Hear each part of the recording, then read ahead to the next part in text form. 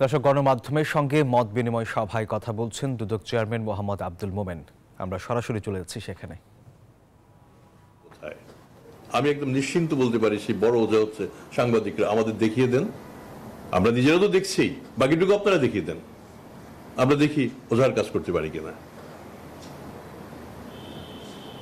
সময়ের সাথে সাথে আমাদের এগিয়ে যেতে হবে, অতীত থেকে শিক্ষা নিতে হবে, কোনো সন্দেহ নেই। আমি বলেছিলাম যে ঠিক আছে, আমরা পুরনো কথা একটু কম বলি, শুধু সামনের কথা বলি। আমরা অতীতের শিক্ষা নেব, অতীতের শিক্ষা নেব বলেই অতীত আমাদের অনেক কিছু শিখিয়েছে এবং চোখে আঙ্গুল দিয়ে অনেক কিছু দেখিয়েছে। সুতরাং এই দেখা আমরা যাতে সাংবাদিকদের সাথে সমান চোখে দেখতে পারি, সেই প্রচেষ্টা আমরা চালাব। পুলিশ মামলা করে সত্য উদ্ঘাটন করে, আর দুদক সত্য উদ্ঘাটন করে মামলা করে। মানে কি অস্বাভাবিক, মানে অসাধারণ একটা বৈপরীত্য। দুদক সত্য উদ্ঘাটন করে মামলা করে, তাহলে তার মানেই হচ্ছে দুদকের এই সত্য উদ্ঘাটন করার ক্ষমতাটা তুলনামূলকভাবে অনেক বেশি, অনেক বেশি।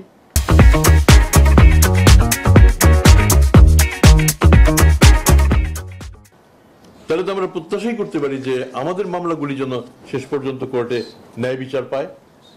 ন্যায় বিচার মানে শুধু শাস্তি না, ন্যায় বিচার মানে ছাড়া পাওয়াটাও ন্যায় বিচার। সেই বিচারটা যেন সঠিকভাবে হয়, আমরা সেই প্রত্যাশা করব।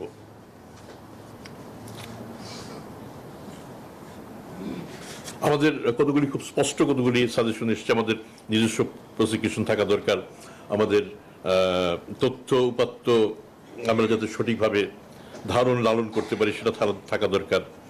এবং আরো একটা ব্যাপার, যেটা দুর্নীতি দমনের প্রথম প্রেসক্রিপশনটা হওয়া দরকার দুর্নীতি প্রিভেনশন, দুর্নীতি প্রতিরোধ। আমরা যদি সেটা করতে পারি সেটাও আমরা লক্ষ্য রাখবো। আমি আমার এই সাংবাদিক পেশার সাথে জড়িত সহকর্মী সকলকে আমি ধন্যবাদ জানাই। তারপরে ছোট একটা প্রশ্নের উত্তর দিই। একটা প্রশ্ন, সাবেক প্রধানমন্ত্রীর $300 মিলিয়ন পাচার নিয়ে অনুসন্ধান সম্পর্কে কিছু কথা বলবো কিনা। এটা যেহেতু অনুসন্ধান পর্যায়ে আছে, অনেক ঘটনাই সত্য,